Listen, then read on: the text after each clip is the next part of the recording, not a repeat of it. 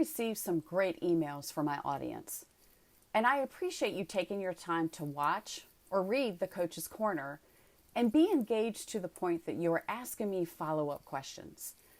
As you know, I love helping all of you, so please keep emailing your questions to me. The question I was asked was to explain what I meant when I say culture. And I think the easiest way for me to explain this is to give a real example that's occurred with a client of mine and walk through that process. After you have written down your mission and your vision of the practice, then it's time to define the culture of your practice. For those of you who follow my Coach's Corner each month, you already know I define culture as what is or is not acceptable. And when I say acceptable, think of human behavior. For this client, he kept referring to those he worked with as his team. He needed my help with a specific thing that kept happening in his practice. And even though he created the mission and the vision of his practice on his own, he thought that that would stop some items from falling through the cracks. There is a reason why I always advocate for the mission and vision to be created as an entire team, so everyone has input and their opinions are heard. Having it done with their involvement assures the group will start working as a team. And that part is extremely important, as this client found out. Defining the culture of your practice is really where the rubber meets the road. As I've said before, culture, as I define it, is what is acceptable or not acceptable in your practice. For my client, the issue that needed to be addressed was accountability with each team member. Some felt that they did not have to complete their assigned task, and or someone else would always be there to pick up the slack. The problem arises when that behavior is allowed to continue. This behavior is the antithesis of being a true team member. Letting someone else do the job that you are responsible for cannot continue for the well-being of the practice. This will breed distrust among the team, and if that behavior is allowed to continue, will bring into question the leadership of the doctor in the practice. Together, the doctor and I corrected this issue. After I explained all of these steps to my client, he understood the importance of involving the team in every part of the process.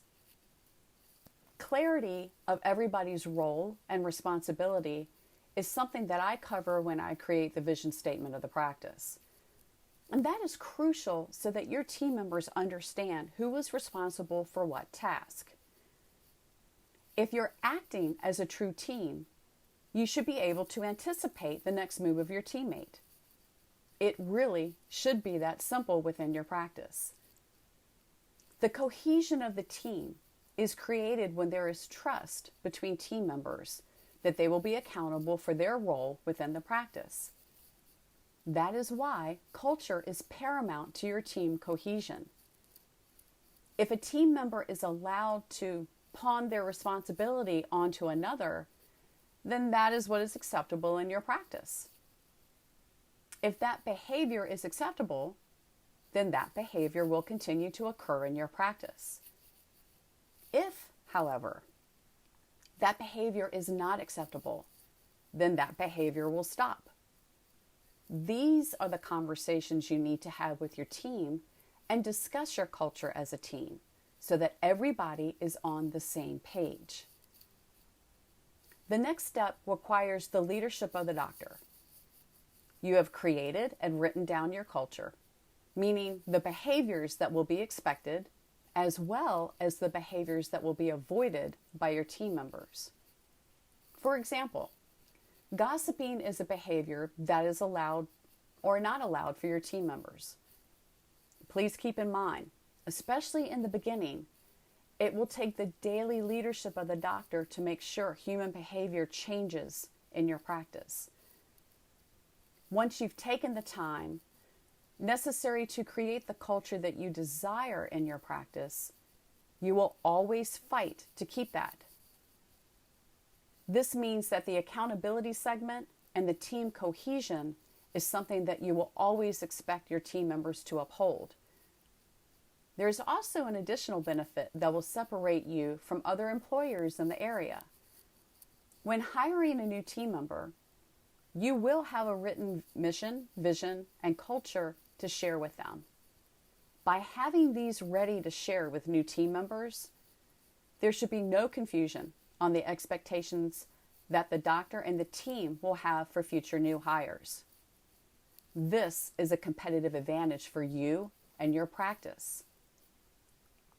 By having these items written down, this proves how much you care for your team and ultimately for your patients and the care that they receive in your practice. Please reach out to me via email at lynn@victorydentalmanagement.com with any questions you have, or if you would like to schedule a complimentary call. Until next month, enjoy the Coach's Corner.